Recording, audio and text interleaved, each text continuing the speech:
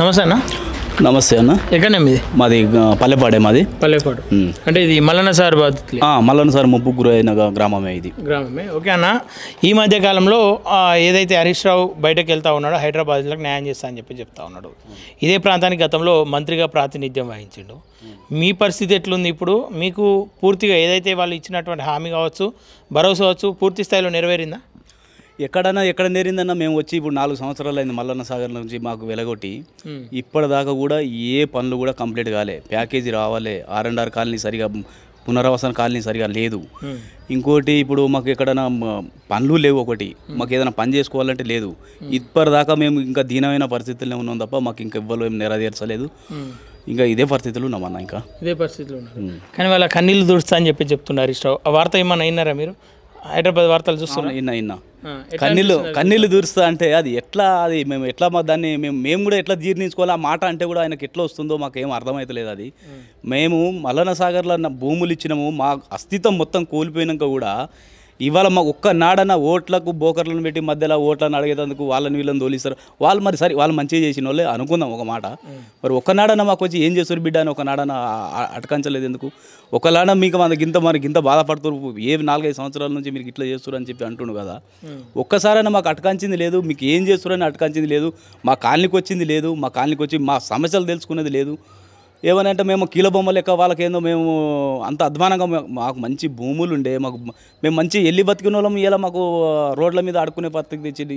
ఇలా ఏం పని లేదు మాకు. ఇలా రోడ్డు మీద ఏం చేయాలనో ఆ పరిస్థితి లేదు. రోజుకి 2-4 యాక్సిడెంట్లో చనిపోతూనే ఉన్నారు. ఇలా రోజుకు ఒకటి బయటికి వెళ్తారు, ఏదో పనికి పోతారు, యాక్సిడెంట్లో చనిపోతారు. పని లేదు.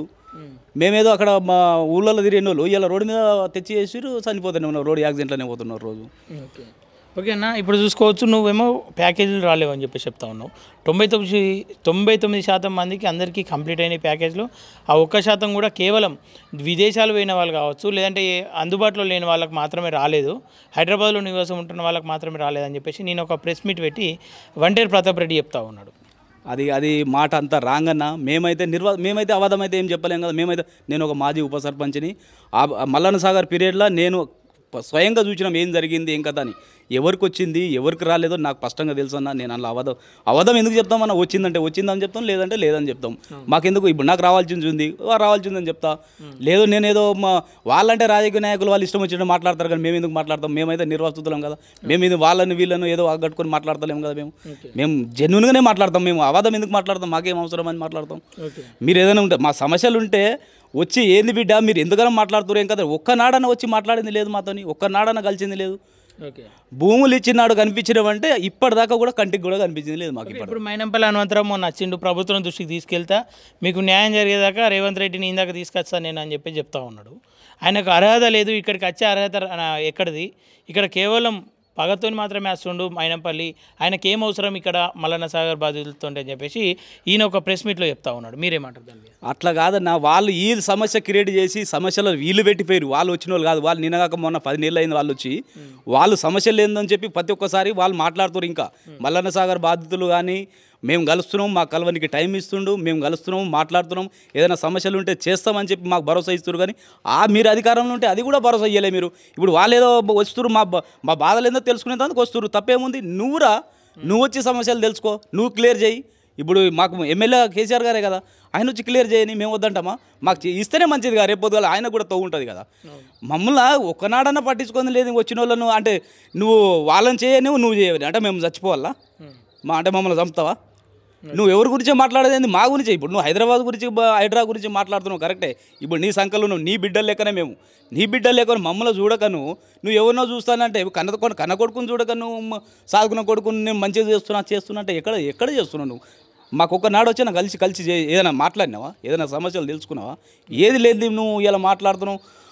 నేను మంచిగా చూస్తున్నట్టే మేము ఎంత సంతోషంగా ఉన్నాం కదా, మీకైతే తెలుస్తుంది కదా. మేమైతే అబద్ధం చెప్తలేం కదా. మేము ఎంత సంతోషంగా క్లియర్గా ఆయన అంత నిర్భయంగా ఒక వీడియో చేసి మల్లన్న సాగర్ బాధితులు అందరూ సంతోషంగా ఉన్నారు, మైనంపల్లికి ఈడేం పని పోయి మెదక్లో నీ పని చూసుకపో, నీకేం అర్హత ఉందని నీకు వస్తున్నావు అని చెప్పేసి క్లియర్గా ఒక వీడియో రిలీజ్ చేసినాడు. అది తప్పు. ఆ మాట అనుడు కూడా పొరపాటు సార్. అది మీరు ఇప్పుడు కేసీఆర్ సార్ 4 జాగాలో పోటీ చేసిండు, మరి వాళ్ళు కూడా అట్లా అనాలి కదా. ఎక్కడైనా చేయొచ్చు కదా వాళ్ళు పోటీ. కేసీఆర్ సార్ మహబూబ్నగర్ చేసిండు, చింతమడకలో చేయాలి, మరి గజ్వేల్ ఎందుకు చేసిండు? కేసీఆర్ సార్ ఇక్కడ చేయడానికి లేదు కదా, ఈయన పుట్టిందా, ఈయన పుట్టిన ఊరే మన ఆయన కూడా వాళ్ళ ఊళ్ళో చేసుకొని ఈడెందుకు చేయాలి? వచ్చిన వాళ్ళను మాకేదో పరామర్శకు వస్తుండు, రాని చేయని, వాళ్ళు గవర్నమెంట్లు ఉన్నారు, వాళ్ళు చేస్తారు, నువ్వెందుకు వాళ్ళ గురించి అడ్డం ఎందుకు మాట్లాడతావు? అట్లా మాట్లాడదు కదా అన్న, అట్లా చేసేటోళ్ళని నువ్వు కట్టబెట్టుడు ఎందుకు? నువ్వు చేయి, మరి నువ్వు చేసింది ఏది? నువ్వన్నా చేసింది కావాలి కదా, నువ్వు మా బాధలు ఏందో తెలుసుకుంది కావాలి కదా. అది లేదు ఇది లేదు, నువ్వు చేసిన వాళ్ళకు అడ్డం, ఆయన మైలంపల్లి వస్తాడు, ఈయన వస్తాడు అంటే వస్తారు, అందరు వస్తారు. మీరు చేసిన ఘనకారాలు అసలు ఉన్నాయి కాబట్టి అందరు వస్తారు, మీరు చేసిన అన్ని ఇబ్బందులు పెట్టారు కాబట్టి అందరు వస్తారు, ఎందుకు రారు? ఓకే, నెక్స్ట్ టైం మళ్ళీ వస్తే అడ్డుకునే పరిస్థితి ఉంటుందని చెప్పి చెప్తా ఉన్నాడు, ప్రజలే అడ్డుకుంటారని చెప్పి చెప్తా ఉన్నారు. అంటే ఈ ప్రాంతం వ్యక్తిగా నువ్వేం చెప్తావు? ఎవరిని టీఆర్ఎస్ వాళ్ళని ఎదుర్కొంటారట? బీఆర్ఎస్ కాంగ్రెస్ వాళ్ళని ఎవరు? మేము ఘనంగా ఇప్పుడు మన మెజారిటీ మొన్న ఓట్లు కనిపించలేదా? మేము మల్లన్న సాగర్ ముంపు బాధ్యతలు ఎవరు ఎన్ని ఓట్లు వేసారని వాళ్ళకి తెలియదా? వాళ్ళైతే స్పష్టంగా తెలుసు కదా, వాళ్ళకు ఆ కౌంటింగ్ చూసుకోలేదా వాళ్ళు? మేము వ్యతిరేకంగా ఉన్నామా, మీ పట్ల ఉన్నామా, వేరే గవర్నమెంట్ పట్ల ఉన్నామా మీకు అనిపిస్తలేదా? ఎవరున్నారని మీకు అనిపిస్తలేదా? ఆ మాట చెప్పుకొని కూడా సిగ్గుందన్న, అది ఎందుకు అనుకుంటారో వాళ్ళకి అర్థమవుతలేదు. కానీ వాళ్ళు అనుకుంది కూడా కొంచెం ఆలోచించి చెప్పాలి, వాళ్ళు కూడా వాళ్ళ ఏం మాట్లాడుతామన్న ఆలోచన కొని చెప్పాలి. ఇప్పుడు ప్రతాప్ రెడ్డి ఉన్నాడు, ఇక్కడనే పక్కనే ఉన్నాడు, ఒక్కనాడన ఒక సమస్య తెలుసుకున్నాడా?